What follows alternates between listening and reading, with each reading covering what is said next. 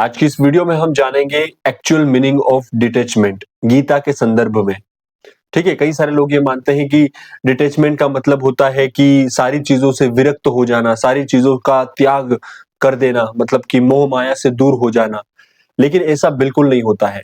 भगवत गीता में श्री कृष्ण ने अर्जुन को युद्ध करने के लिए कहा था, न कि युद्ध से भाग जाने के लिए। इसीलिए हमेशा डटे रहो और अपनी लाइफ में हमेशा आगे बढ़ते रहो, और इसी को हम बोलते हैं द आर्ट ऑफ लिविंग। क्या आपको पता है कि दुख का असली कारण क्या होता है? वो होता है अटैचमेंट। जब हम बहुत सारे लोगों को, बहुत सारी चीजों को और परिस्थितियों को अपने जीवन का हिस्सा बना लेते हैं और ये मान लेते हैं कि ये चीजें कभी भी हमारे जीवन से अलग नहीं होगी, वहां से अटैचमेंट की उद्घोषणा होती है। और हमें जब वो चीजें दुख पहुंचाती है या हमसे दूर होती है, तो फिर बहुत ही हमारी हालत खराब हो जाती है। अब मैंने जो ये बात कही है, ये 100% ट्रूथ नहीं है, क्योंकि कई बार क्या होता है ना कि जब हम लगातार डिटैचमेंट की प्रैक्टिस करते हैं ना, तो उसमें हमें कर्म करने की इच्छा खत्म हो जाती है ना? हमारे माइंड में आता है कि ये सारी चीजें तो खत्म हो ही जाएगी, तो कर्म करने का क्या मतलब? तो हम ऐसे ही बैठे रहते हैं, भक्ति भाव में रहेंगे, है ना? लेकिन ये कायरता है। सही ज्ञान को जानना जरूरी है, तभी आप लाइफ में आगे बढ़ पाओगे।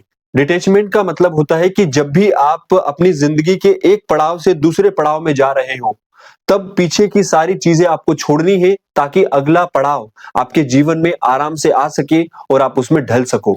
लेकिन असल में लोग ये नहीं कर पाते हैं, और अभी जो चल रहा है उसी को अपने जीवन का हिस्सा मान लेते हैं, उसी को परमानेंट मान लेते हैं। और जब जीवन में ऐसी कोई परिस्थिति आती है जिसमें पिछली चीजें उनको छोड़नी पड़ती हैं, तो लाइफ में वो बहुत दुखी होते हैं, बहुत ही उनको फ्रस्ट्रेशन महसूस होता है। सांसारिक तौर पर जीवन में थोड़ा बहुत अटैचमेंट जरूरी होता है, लेकिन उस अटैचमेंट को भी अगर आप भक्ति भाव से देखते हो, तो आपका जीवन पूरा सुखमयी हो जाएगा। आध्यात्मिक तौर पर अगर आप किसी व्यक्ति से प्रेम करते हैं, तो ये याद रखना उसमें कोई भी एक्सपेक्टेशंस नहीं होगी। और विदाउट एक्सपेक्टेशंस का जो लव होता है वो हमेशा प्योर लव होता है, और वही लाइफ लॉन्ग चलेगा। इसीलिए आपको हमेशा हर रिश्ते को आध्यात्मिक तौर पर देखना चाहिए। अगर हम इन टर्म्स ऑफ कर्मा देखें, तो यहाँ पर श्री कृष्ण कहते हैं कि कर्म करना आपका अधिकार है, लेकिन रिजल्ट क्या होगा वो मेरा काम है। मतलब कि अगर आप रिजल्ट ओरिएंटेड हो, तो हमेशा याद रखना आपको दुख पहुंचेगा, क्योंकि आप लव में भी हमेशा कोई ना कोई एक्सपेक्टेशन करोगे, आप किसी भी काम में भी बहुत ज्यादा एक्सपेक्टेशन करोगे, और वो काम जब पूरा नहीं होगा तो आप फ्रस्ट्रेटेड रहोगे, आप हमेशा दुखी रहोगे। इसीलिए श्री कृष्ण की बात माननी जरूरी है, और लाइफ में हमेशा नो एक्सपेक्टेशंस के साथ जीना बहुत जरूरी है। निस्वार्थ भाव से निभाए गए जो रिश्ते होते हैं, वो हमेशा लॉन्ग टर्म तक अच्छे से चलते हैं। विरक्ति या डिटैचमेंट का मतलब ये नहीं होता कि आप दुनिया से दूर हो जाओ, उनसे भाग जाओ। इसका मतलब ये होता है कि आप प्रेम करो, आप चीजों को करो, काम करो, लेकिन बिना किसी परिणाम की चिंता के। जब परिणाम की चिंता नहीं होगी, तो आप हमेशा अपना 100% प्रेम में दे पाओगे, 100% काम में दे पाओगे, और 100% पूरी जिंदगी से जी पाओगे। पूर्ण रूप से समर्पित जीवन हमेशा सादगी और आनंद से भरा हुआ रहता है। लेकिन अगर आप पंच भौतिक शरीर को सब कुछ मान बैठते हो, तो आपका रोना धोना हमेशा लगा रहेगा, और आप कभी सुख चैन से नहीं जी पाओगे। इस दुनिया में जो भी चीजें, जो भी अचीवमेंट, जो भी परिणाम, जो भी रिश्ते आपको मिल रहे हैं, वो सारे आप ही के कर्मों का परिणाम होते हैं। इसीलिए उनको एक्सेप्ट करो और जीवन में आगे बढ़ो। अब हम जानते हैं कि विरक्ति या डिटैचमेंट हमारे जीवन में क्यों जरूरी होता है। तो भगवत गीता के संदर्भ में अगर देखा जाए, तो जब भी हम किसी चीज से बहुत ज्यादा जुड़ जाते हैं, बहुत ही अत्यधिक प्रेम करने लगते हैं, तो ऐसे में हमारा मन अशांत हो जाता है, क्योंकि परिणाम मिलने पर हमारे अंदर अहंकार आ जाता है, और परिणाम न मिलने पर हम बहुत ज्यादा दुखी हो जाते हैं।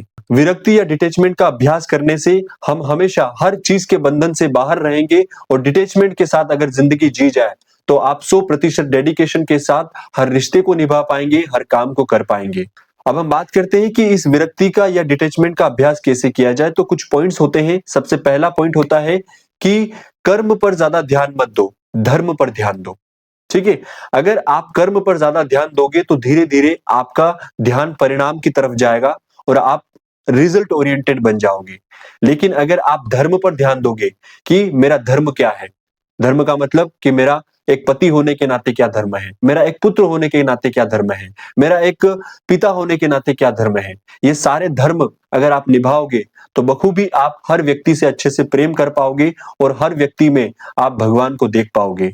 डिटैचमेंट को प्रैक्टिस करने के लिए कुछ और स्पिरिचुअल चीजें होती हैं, जैसे कि आप ध्यान कर सकते हो, आप नाम जप कर सकते हो, आप संत समागम कर सकते हो, है ना। बहुत सारे यूट्यूब पर ऐसे वीडियोस आते हैं, जैसे कि प्रेमानंद जी के वीडियोस हैं, आप उनको देख सकते हो। उनमें कई सारी ऐसी चीजें होती हैं जो आपके ओवरऑल पर्सनालिटी को डेवलप करेगी। अपनी संगति बदलो, अच्छे लोगों के साथ रहो, अच्छे लोगों का साथ दो, अच्छी किताबें पढ़ो, अच्छे विचार रखो, मैं और मेरा की भावना से दूर रहो।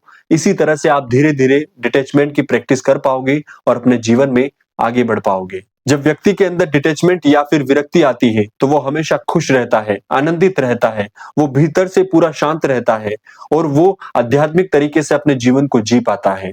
सबसे बड़ी बात, सारी चीजों के बीच में रहकर भी वो अपने आप को स्वतंत्र महसूस करता है। वो अपने आप को किसी भी चीज का जिम्मेदार महसूस नहीं करता है और वो हमेशा हर परिस्थिति को कृष्ण के ऊपर सौंप देता है और कृष्ण उसकी कमान संभालते हैं। विरक्ति कोई चाह नहीं है, वो आत्मज्ञान का उत्साह है। ये चीजों के बीच में रहकर भी किया जा सकता है। इसीलिए हमेशा चीजों के बीच में रहकर विरक्ति को प्रैक्टिस करें और अपने जीवन को बेहतर बनाएं। कर्म करें लेकिन परिणाम के अटैचमेंट से दूर होकर, प्रेम करें लेकिन स्वार्थ से दूर होकर, और जीवन को जिए लेकिन बंधनों से मुक्त होकर।